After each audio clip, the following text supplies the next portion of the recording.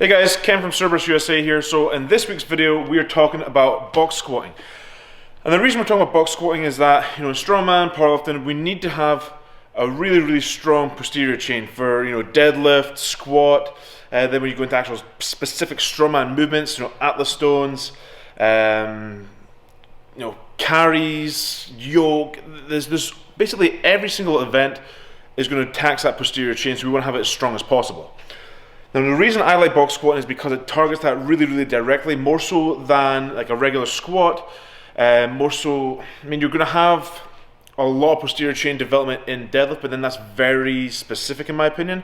So with the squat, we can actually get different elements of the posterior chain firing that we can't get if we're doing like a Romanian deadlift or something like that. And then the other part of it is that you have your upper back tightness and all that sort of stuff that is going to be actually integrated in box squatting as well, which then leads into your log pressing and all that sort of stuff. So now we've got all the reasons why out of the way, we're just going to go over the actual movement and actually perform the box squat, show you how to get it done right, because there's two ways that people sort of screw it up. So let me scoot under this bar. I'm going round, I'm not going back or under it. So with box squatting, you'll see a lot of people who will at times actually come into the box and they will come down, let me see, and they'll go like this and they'll touch. So they're just touching like this, and then they come back up. And what they're doing is this angle, you want your knee actually more open. This is too closed. So you see my knee is at 90 or under 90. What we want to do when we're box squatting is we actually want to have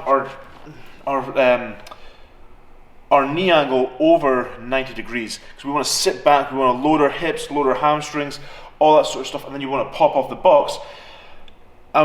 The way I've been taught and the way a lot of people are taught this is that you think about it as a hamstring curl. So when you come off the box, you're thinking about, push this back a bit, you've got your knees here, and then you're driving with your heels, your hamstring curling off the box.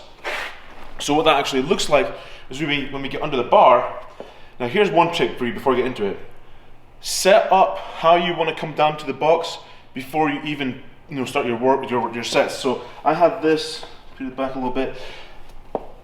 The way I do is I get my feet set. So this is my squatting stance now.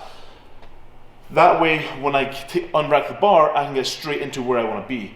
So I unrack the bar, and then I'm going to come down to the box. So now my feet are set, I get my air, and I'm coming back to the box and popping up. And you really want to try and sit back. And you see my toes are up because it's all hamstring. Now I can even come, I'm not box squatted in a while, so I'm a little bit out of sorts. But you can have your feet here, I'm popping off. And you'll see what I did there. One of the wrong things I did there is because I'm doing a video, not really engaged properly with the movement. What I'm doing is I'm coming down and I'm popping like this. I'm almost like rocking. You really want to get tight. You don't want to rock in the box. You don't want to just touch and come up. You want to have that knee nice and open, that we can engage all this musculature and drive off the box. So when we get in again, we're set, feet are set. Here, air, brace.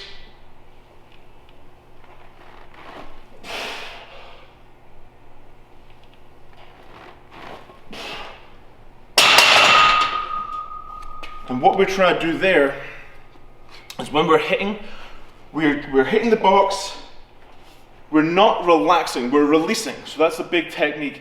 We're not just being like, oh, okay, I'm on a box, release, or relax, and then pop off. What we're doing is we're trying to release a little bit of tension while still being tight, and then firing. So basically you're trying to get rid of the stretch reflex essentially. And then you're firing off the box, hitting all this, pulling with your heels, and then we're building it that way. So in terms of bars and all that sort of thing, I'm a big fan of safety bar or spider bar, camber bar. I don't really do much with a straight bar. I like all this stuff because it makes you brace harder, makes you focus on sitting back, makes you focus on tight upper back, all that sort of stuff. And then in terms of accommodating resistance, bands, chains, all that type of deal, really good for these. For me, my personal favorite with squatting is chains, just because you can overload that exercise so much but drive off the box really hard, because that chain weight is obviously pretty much all on the floor. So then when you hit off the box, that way you accelerate and then you have to grind the top. So that's the box squatting, really basic, you know, fundamentals of box squatting. Hopefully it helps you a little bit. If you have any questions, like always, put them in the comments, let us know, and until next time, keep squatting, keep getting hard. Wow. Keep squatting, keep training hard. That was good. Have a good one, guys.